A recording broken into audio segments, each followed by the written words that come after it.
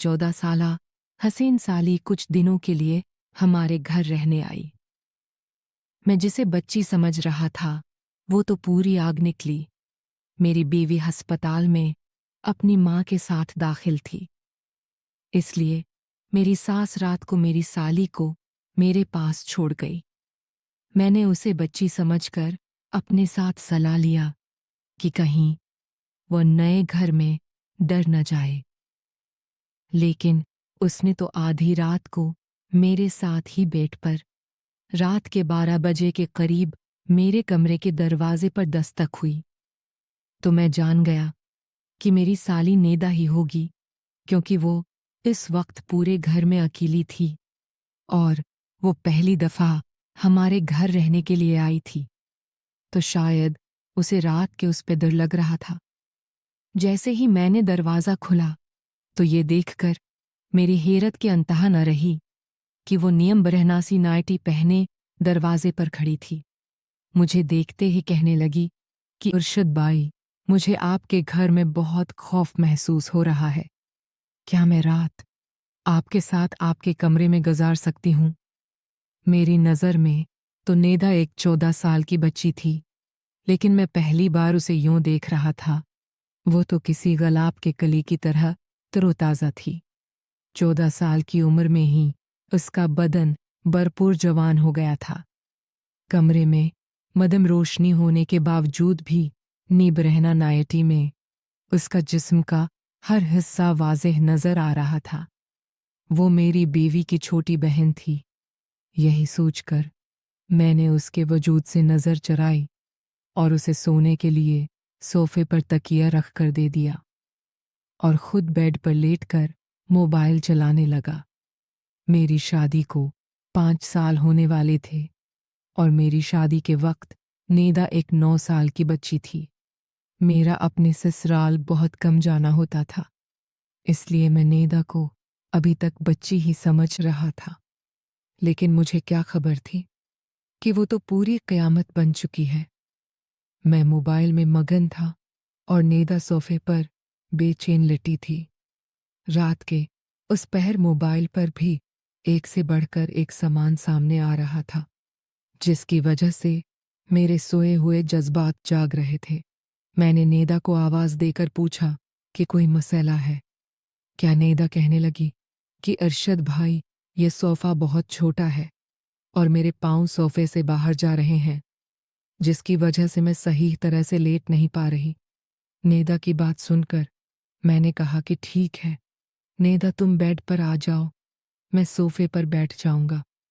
नेदा जैसे ही बेड पर आई तो मैं अपना तकिया लेकर उठने लगा, लेकिन नेदा ने मेरा हाथ पकड़कर रोक लिया और कहने लगी कि अरशद भाई, आप क्या सारी रात बैठे ही रहेंगे?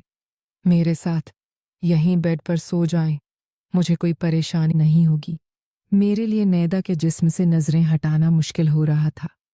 मैंने बहुत मुश्किल से नेदा की बात मानकर दूसरी तरफ करवट बदली और मोबाइल चलाने लगा। मुझे पता ही नहीं चला कि कब मेरी आंख लग गई। अभी मुझे सोए हुए कुछ ही देर गुजरी थी कि अचानक ही मेरी आंख खुली और मेरे रोंगटे खड़े होने लगे।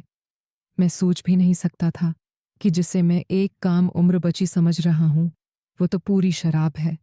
हर गुजरते पल के साथ मेरे दिल में जज्बात का तूफान ठांठे मारने लगा था, लेकिन मैं बहुत मुश्किल से खुद पर काबू पा रहा था।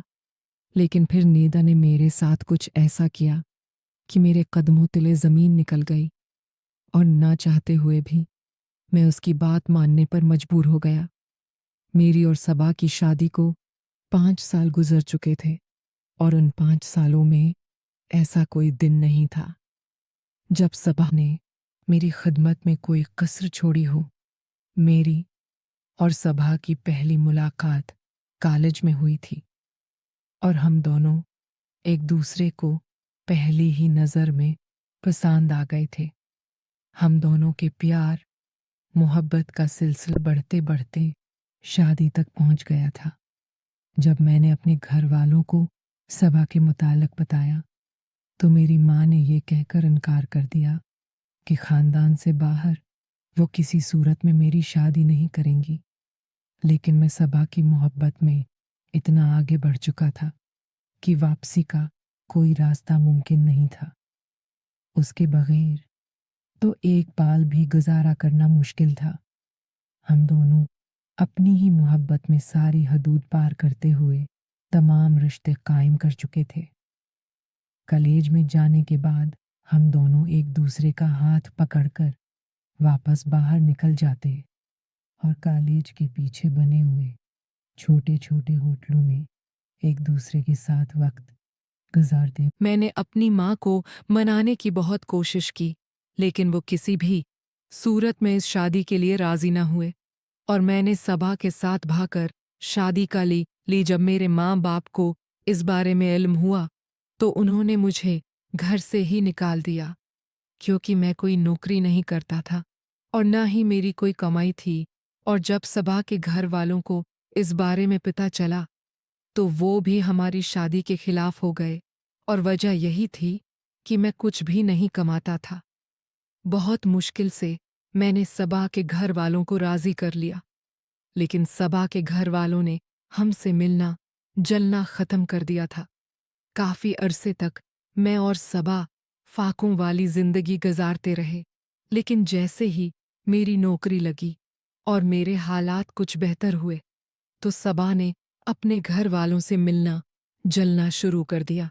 लेकिन अब वो लोग मुझे बिल्कुल भी पसंद नहीं थे, क्योंकि जब मुश्किल हालात थे तो उन्होंने मुझे नहीं अपनाया था और इसलिए मैं सबा के घर न जाने के बराबर जाता था।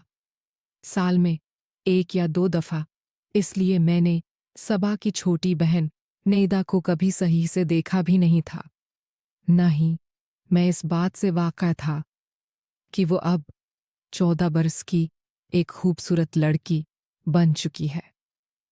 खुदा ने हमें औलाद की नामत से कई सालों तक महरूम रखा था और बहुत ज़्यादा इलाज कराने के बाद अब सबा हमारे बच्चे को जन्म देने जा रही थी।